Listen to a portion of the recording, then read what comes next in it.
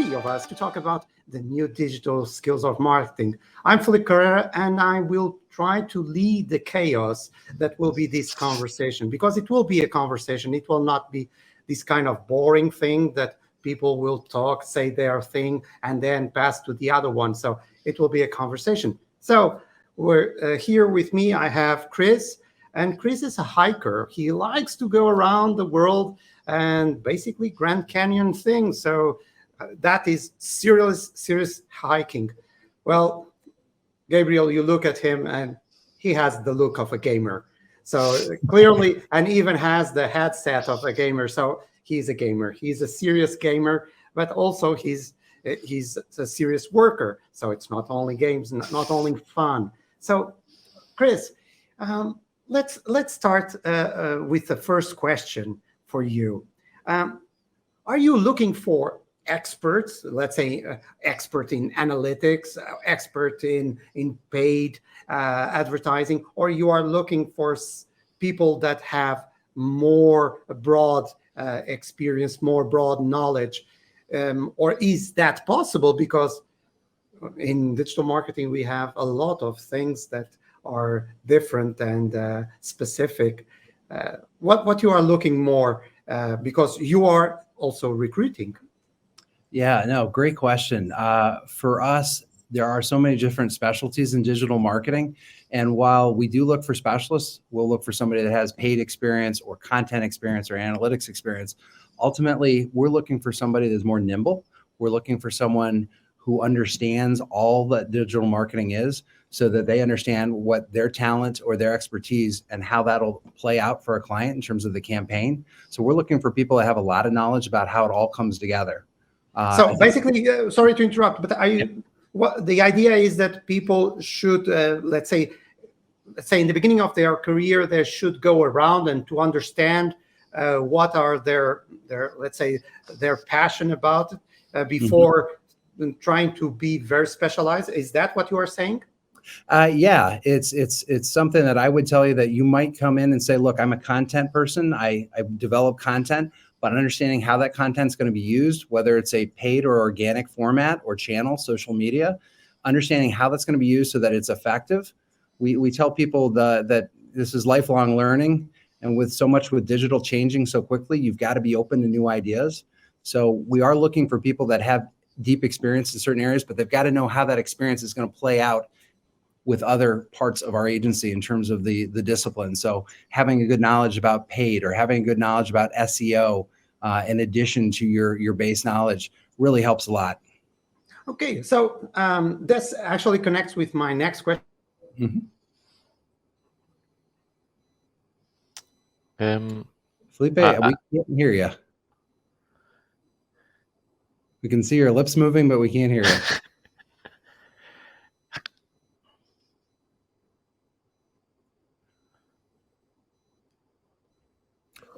I'll keep talking. I think the next thing for me, at least in terms of what we're looking for with specific tools, at least the next question I usually get is, what ultimately are the skill sets that we're really looking for?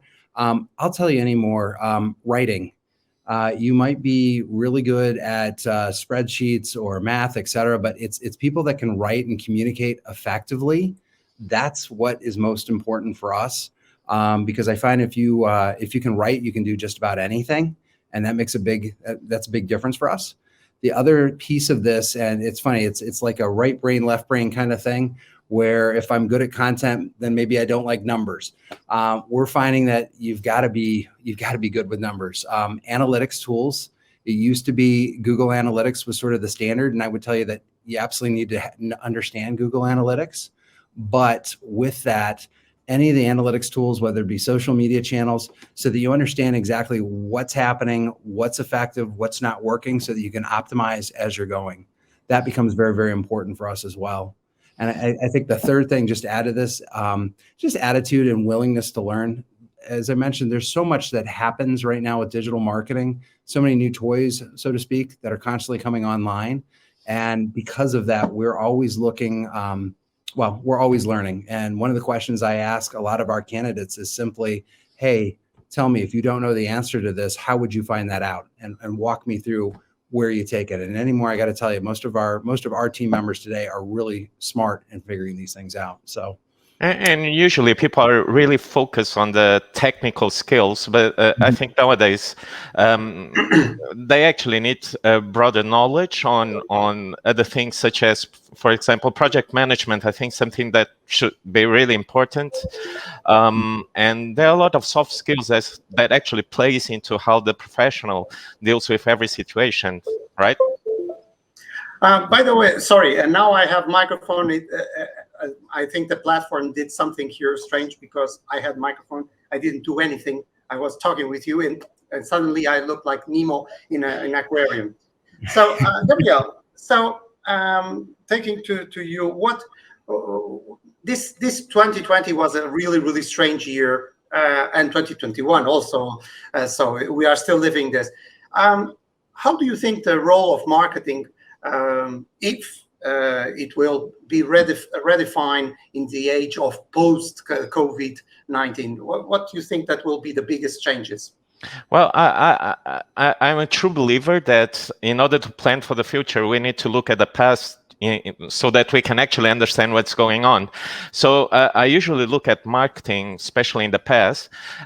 It was often one of the first areas to actually get cuts when we are passing by tough periods. And during this pandemic, I think something else happened. I've seen marketing being elevated within the C-suite in organizations, which is something really interesting for us professionals in the areas, because we are gaining a different level of importance inside the organization. And in most of the times, we are actually the drivers for digital transformation. That's really important nowadays. We are also the key leader of the customer journey in every step.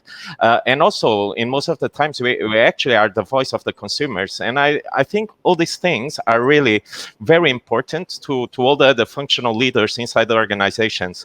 So I think the past marketing was part or something that was important for growth, but nowadays we are actually in the center of the growth agenda, which is something that's really promising for us as marketers and for people that are actually starting their career in this field. And we have actually the opportunity now post-COVID to seize this central role in the dialogue inside the organization and driving a broader growth and innovation agenda. So I think that's really a good thing for our careers, because we suddenly gain a different importance inside the organization.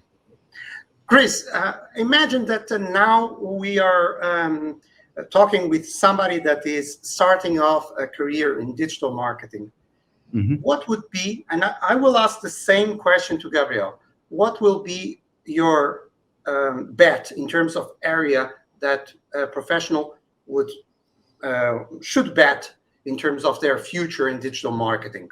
What would be, let's say, this is the area that you should focus because this is the one that is going to grow?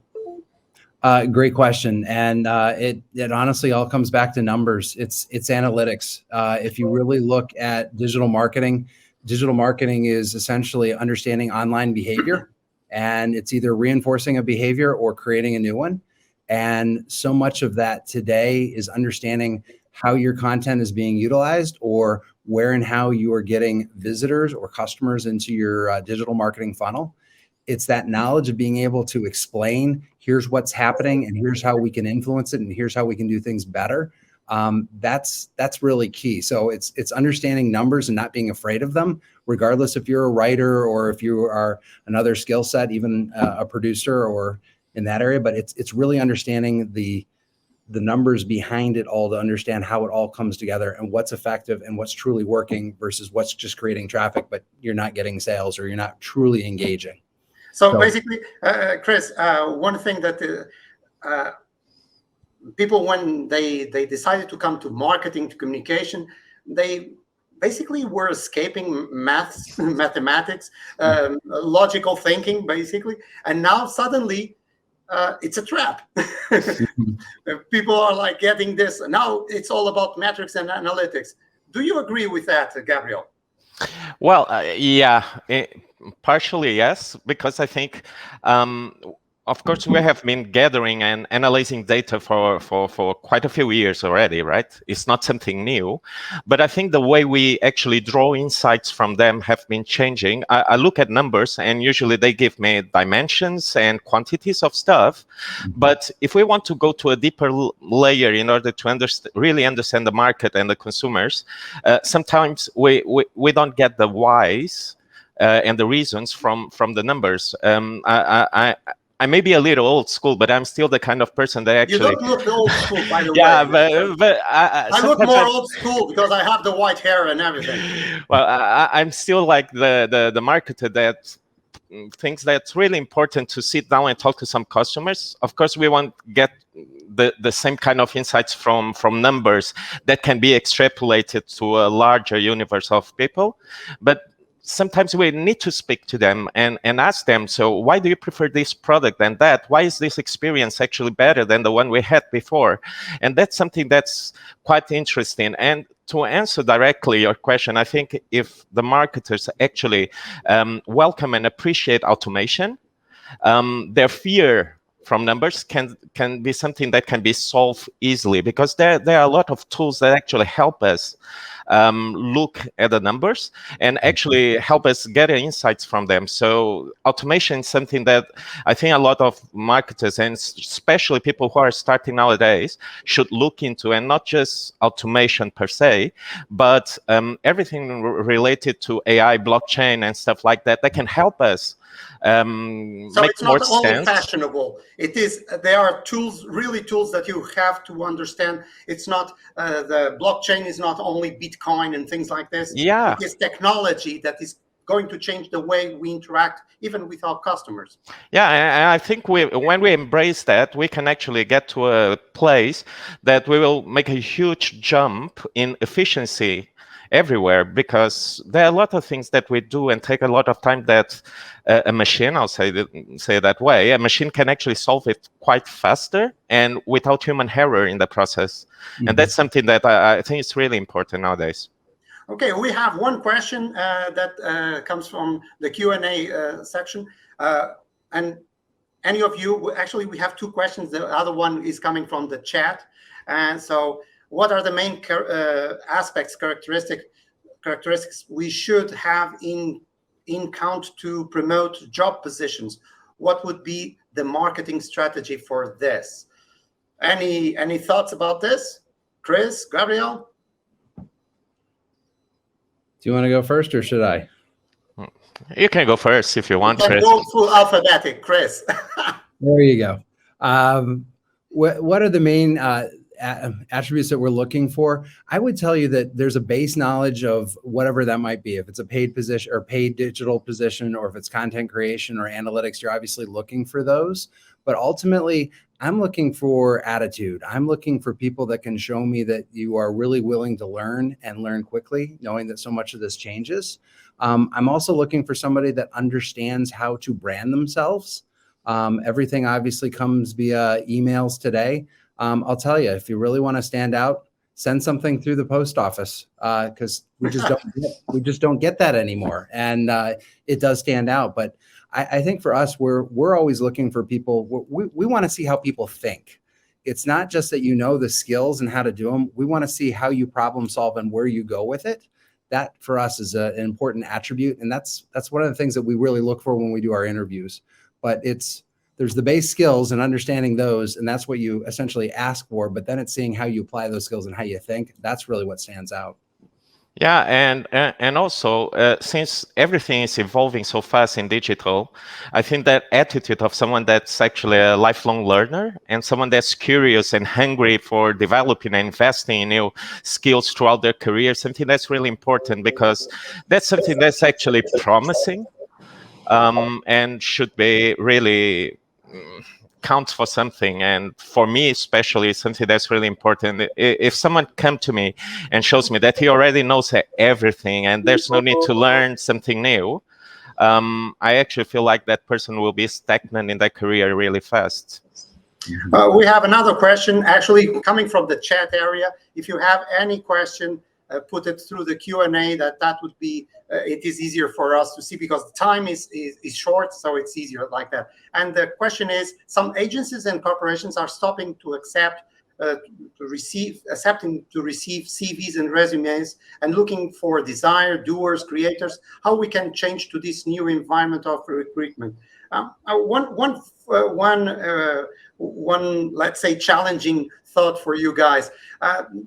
Don't you find sometimes that people are saying, oh, I'm so creative, I'm really creative, and suddenly when you go through their feed on Instagram or feed on LinkedIn, you only see quotations of others? So is that a kind of clue for you guys? Well, I can go first now. I actually think that people need to show me and not tell me on those situations. There are a lot of people that are starting that career and they are already saying that they are great leading people and they are amazing problem solvers and stuff like that. And usually those are the... Sorry, Gabriel, one of my favorites is that they are multitaskers. That is absolutely fantastic. Yeah. The multitasker idea. And those are usually the things that I ask on interviews is, well, you are saying that you are creative. What have you done before? You are an amazing problem solver. Tell me about it. And a lot of people actually, they're really surprised with those questions and they don't even have an answer prepared for that. They only have the buzzwords. Yeah. So, but I think that's also what they are taught to do in school, that you should put these words on your CVs because those are skills that are being valued by the organizations and so on. So I think people need to show me something. They are creative. Don't send me the same CV that everyone else is using the usual channels and stuff like that. Just be creative and show me something else. Chris, what are your thoughts on that?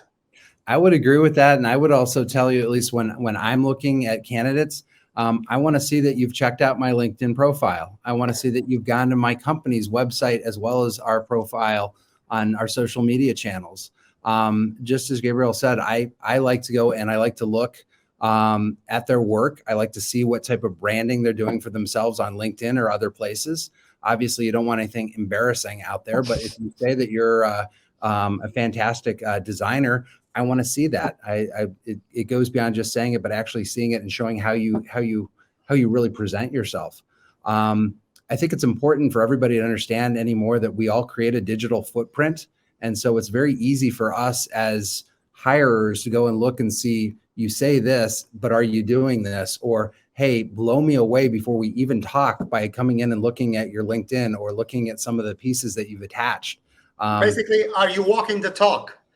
Very much so. Very much so. Chris, sorry, we have a last question, and I will ask you for a 30 seconds answer from each one of you. So marketing online is being too invasive to customers, thinking on Facebook ads right now, but also all those cookies, accept, deny, GDPR, and suddenly disappear. And GDPR messages. How do you think marketing will survive these customer blocking options? 30 seconds. Less than that. Great question. Privacy is going to become a big, big deal here. It all comes back to relevance. We need to understand that in most cases, the customer really isn't looking for us until they are. So when they tell us that they're looking for us, we need to be ready to answer their questions or present and put our best foot forward. But so much of this is evolving very, very quickly right now. I would say that pretty much the same, focus on relevance, because that's actually the only way nowadays, unless you have a huge budget, to break through the clutter of content. So make sure you are relevant, and we have been adapting the way we work on digital marketing for several years. Time is out. Relevance and timing. Thank you very much, guys. Thank you. Yep. Bye-bye.